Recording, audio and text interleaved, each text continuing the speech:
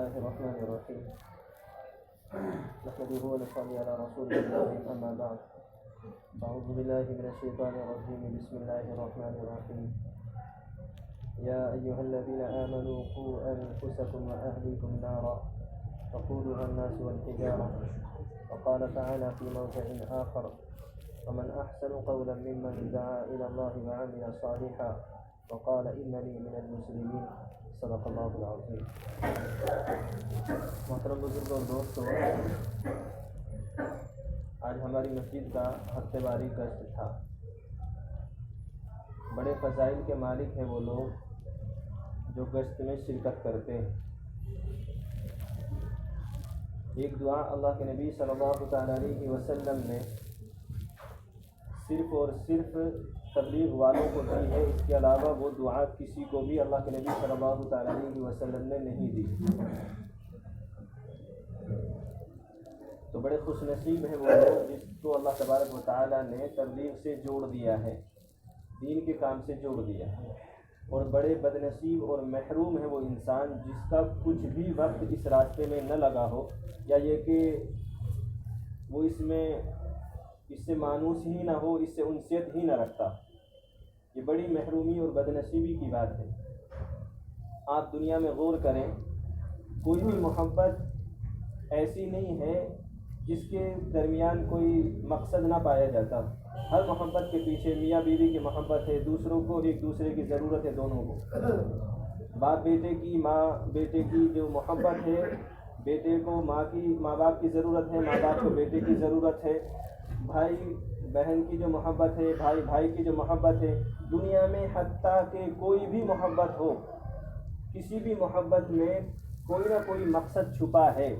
لیکن ایک ذات ہے جو راتوں کو تہجد میں اٹھ کر کے دعا کر رہی ہے، جس کے بارے میں اللہ تبارک و تعالی نے فرما دیا لیغفر لک اللہ ما تقدم من ذنبک وما تأخر۔ ساری رات مصلی پر رو رہے ہیں اللہ کے نبی صلی اللہ تعالیٰ علیہ وسلم اپنی امت کے لیے، جن کے بارے میں اللہ تبارک و تعالیٰ نے پہلے سے فرما دیا ہے کہ اگر آپ سے کوئی بھول ہو بھی جائے تو آپ بخشائے ہیں، پھر بھی رو رہے ہیں امت کے لیے کہ امت جہنم سے کیسے بچ جائے، وہ جنت میں جانے والی کیسے بن جائے۔ نہیں تو ہر محبت کے پیچھے کوئی نہ کوئی مقصد ہے، لیکن اللہ کے نبی صلی اللہ تعالیٰ علیہ وسلم کی محبت کے پیچھے کوئی مقصد نہیں۔ اور یہی کام اللہ تبارک و تعالیٰ نے مولانا الیاس نور اللہ مرقدہ کو سمجھا دیا، اس کی ایک ترتیب سجھا دی اللہ تبارک و تعالیٰ نے۔ کوئی کسی کے دروازے پر جاتا ہے، کوئی کسی سے بھیک مانگ رہا ہوتا ہے، کوئی کسی سے قرض مانگ رہا ہوتا ہے۔ یہ ایسی واحد جماعت ہے جس کو اللہ تبارک و تعالیٰ نے اس شرط سے نوازا ہے کہ یہ صرف اور صرف اگر کسی کے دروازے پر جا رہی ہے تو اس کا صرف مقصد یہ ہے کہ تم اللہ تبارک و تعالیٰ کے بندے کیسے بن جاؤ، کہ جو زندگی تمہاری گزر رہی ہے کا اس زندگی کو اللہ کے نبی صلی اللہ تعالیٰ علیہ وسلم کے بتائے ہوئے نہج پر کیسے گزارو کا صرف اور صرف مقصد یہ ہے۔ تھوڑیوں میں ہاتھ ڈالنے کا اور اس کی خوشامد کرنے کا، ہر چیز کا صرف ایک ہی مقصد ہے کہ تم اللہ تبارک و تعالیٰ کے بندے بن کر کے زندگی گزر جائے۔ کوئی ایک ایسی جماعت اٹھا کر کے دکھاؤ، کوئی ایک ایسی محبت دنیا کے اندر اٹھا کر کے دکھاؤ کہ جس کا واحد مقصد صرف اور صرف یہ ہو۔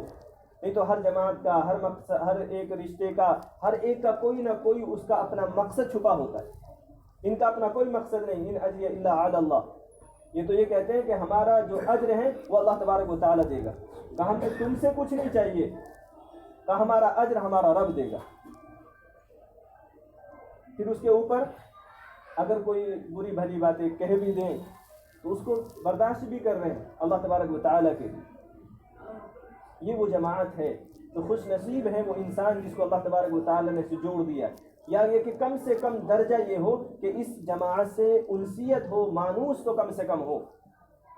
اگر کسی وجہ سے وقت نہیں لگا، نہیں تو ہر انسان کی ذمہ داری ہے جس نے لا الہ الا اللہ محمد رسول اللہ پڑھا ہے کہ وہ جتنی بھی اس کی مشغولی ہے اس میں سے وقت نکالے اور اس راستے میں چل کر کے دیکھے کہ اس راستے کی برکات کیا ہے۔ سب کہتے ہیں، سنتے ہیں ہم لوگ کہ ہاں بڑی برکتیں ہیں، بڑا اللہ تبارک و تعالی نوازتا ہے۔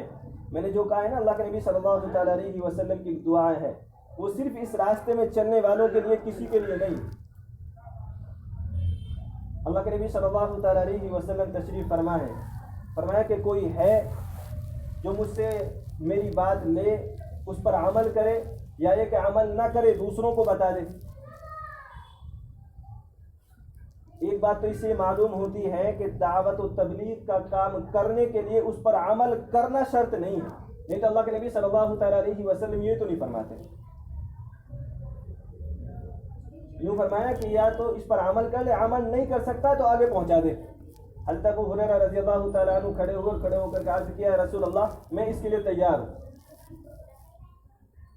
کام میں اس کے لیے تیار ہوں۔ اللہ کے نبی صلی اللہ تعالیٰ علیہ وسلم نے ارشاد فرمایا کہ جو میری بات کو آگے پہنچائے گا کہ اللہ تبارک و تعالیٰ اسے نظرت عطا فرمائے، یہ دعا فرمائے، یہ دعا دی ہے۔ نظرت کس کو کہتے ہیں؟ نظرت سمجھ میں اس کے آئے گی جس نے پتجھڑ دیکھا ہو، دسمبر جنوری میں درخت بالکل خالی ہو جاتے، ننگے ہو جاتے، ان کے اوپر کوئی پتا نہیں رہتا ہے، اس کے بعد اس کے اوپر ایک پتا پھوٹتا ہے جس میں کے اندر نرمیت ہوتی ہے، اس پتے کے اندر خوبصورتی ہوتی ہے اور سبزی تو ہوتی ہے، سبزہ رنگ ہوتا ہے، تین چیزیں لے کر کے وہ پتا اگتا ہے۔ اس کے بعد ایک مہینہ گزرنے کے بعد اس پر دھوپ لگتی ہے، نرمیت ختم ہو جاتی ہے، خوبصورتی باقی رہتی ہے اور سبزہ رنگ اس کا باقی رہتا ہے۔ ایک مہینہ اور گزرتا ہے، اپریل کا جب مہینہ آتا ہے تو اس پہ دو چیزیں ختم ہو جاتی، صرف ایک چیز باقی رہ جاتی، سبزہ، دونوں چیزیں ختم ہو جاتی۔ اللہ کے نبی صلی اللہ تعالیٰ علیہ وسلم نے یوں فرمایا کہ وہ اس کو نظرت عطا فرمائے، جس کو اللہ تبارک و تعالیٰ قرآن کریم میں فرمایا لقاہم اللہ نظرا، نظرت اللہ، اللہ تبارک و تعالیٰ اس کو یہ تینوں چیزوں والی خوشحال زندگی عطا فرمائے، کہ وہ خوبصورت بھی ہو، با کمال بھی ہو اور وہ لازوال بھی ہو، کہ ایسی زندگی اللہ تبارک و تعالیٰ اس کو عطا فرمائیں گے۔ اور یہ نہیں فرمایا کہ آخرت میں دے گا، یہ نہیں فرمایا کہ کہاں دے گا اللہ تبارک و تعالیٰ، اللہ کے نبی صلی اللہ تعالیٰ علیہ وسلم نے کہ جو خوبصورت زندگی ہے، یہ جو لازوال زندگی ہے، یہ جو رنگ والی زندگی ہے، اللہ کے نبی صلی اللہ تعالیٰ علیہ وسلم کی اس حدیث کی تشریح کی ہے شراح کرام نے، اور یوں فرمایا کہ اللہ تبارک و تعالیٰ اس کو یہاں بھی بہتر زندگی دے گا اور وہاں بھی بہتر زندگی دے گا۔ یہ دعا دی ہے اللہ کے نبی صلی اللہ تعالیٰ علیہ وسلم نے۔ ایک دوسری حدیث میں اللہ کے نبی صلی اللہ تعالیٰ علیہ وسلم نے یہ ارشاد فرمایا کہ کچھ لوگ ہیں جن پر کل قیامت کے دن، آپ لوگوں نے بارہا سنی ہے، پڑھی جاتی ہے کہ انبیاء ان پر رشک کریں گے اور وہ انبیاء نہیں ہوں گے۔ تو صحابہ کرام نے پوچھا یا رسول اللہ وہ کون لوگ ہوں گے؟ فرمایا کہ وہ لوگ ہوں گے جو اللہ تبارک و تعالیٰ کی محبت لوگوں کے دلوں میں ڈالتے ہیں، اللہ تبارک و تعالیٰ کو لوگوں کا محبوب بناتے ہیں اور لوگوں کو اللہ تبارک و تعالیٰ کا محبوب بناتے ہیں۔ تو عرض کیا یا رسول اللہ یہ بات تو سمجھ میں آ گئی کہ اللہ تبارک و تعالیٰ کا بندوں کو محبوب بناتے، بندوں کا اللہ تبارک و تعالیٰ کو محبوب بناتے کا یہ بات سمجھ میں نہیں آئی، کہا کہ وہ حکم کرتے ہیں کہ برائیوں کو چھوڑ دیں، بھلائیوں کا حکم کرے کہ جب وہ برائی چھوڑ دیں گے کہ اللہ تبارک و تعالیٰ کے محبوب بن جائیں گے۔ یہ اللہ تبارک و تعالیٰ نے وہ کام ہمیں عطا کیا ہے۔ اس زندگی کو اپنانے پر، اس زندگی کو اللہ تبارک و تعالیٰ کسی کی زندگی میں ڈال دیں تو پھر کیا سوچ، صحابہ کرام کی سوچ دیکھیں آپ۔ غزوہ احد میں مسلمانوں کو تھوڑی سی شکست کا سامنا کرنا پڑا تھا۔ اللہ کے نبی صلی اللہ تعالیٰ علیہ وسلم کو جب پتہ چلا کہ سفیان نے یہ ارادہ کیا ہے کہ مسلمان شکستہ حال ہیں اور انہوں نے شکست کا سامنا کیا ہے اور خستہ حال ہو چکے ہیں، کہا ان کو جا کر کے نعوذ باللہ ختم کر دی جائے۔ جب اللہ کے نبی صلی اللہ تعالیٰ علیہ وسلم نے یہ سنا، یہ کہا کہ جو غزوہ احد میں تھے وہی جائیں گے۔ کسی کے ہاتھ میں خون نکل رہا ہے، کوئی ہاتھ سے زخمی ہے، کوئی پیر سے زخمی ہے، کسی کے پاس کپڑا نہیں ہے، کسی کے پاس ہتھیار نہیں ہے، اللہ کے نبی صلی اللہ تعالیٰ علیہ وسلم حکم دے رہے ہیں کہ وہی جائیں گے جو غزوہ احد میں تھے، وہی جائیں گے۔ کیا وجہ تھی کہ صحابہ کرام نے ایک بار بھی یہ نہیں کہا یا رسول اللہ ہم تو زخمی ہیں، ہم تھکے ہوئے ہیں، لیکن نہیں، اللہ کے نبی صلی اللہ تعالیٰ علیہ وسلم نے حکم دیا، سارے کے سارے نکل کر کھڑے ہو گئے، کیونکہ ان کو معلوم تھا کہ اللہ کے نبی صلی اللہ تعالیٰ علیہ وسلم کا حکم آ گیا ہے، اب کوئی گنجائش نہیں ہے۔ ان کو معلوم تھا کہ کامیابی اسی میں ہے. کہا تھکن یہاں سے ملی ہے, کہا تھکن یہیں جا کر کے اترے گی. ہماری تھکن ہمارے بستروں پر اترتی ہے, صحابہ کرام کی تھکن اسی راستے میں ہوتی تھی, اسی راستے میں اترتی تھی. ان کے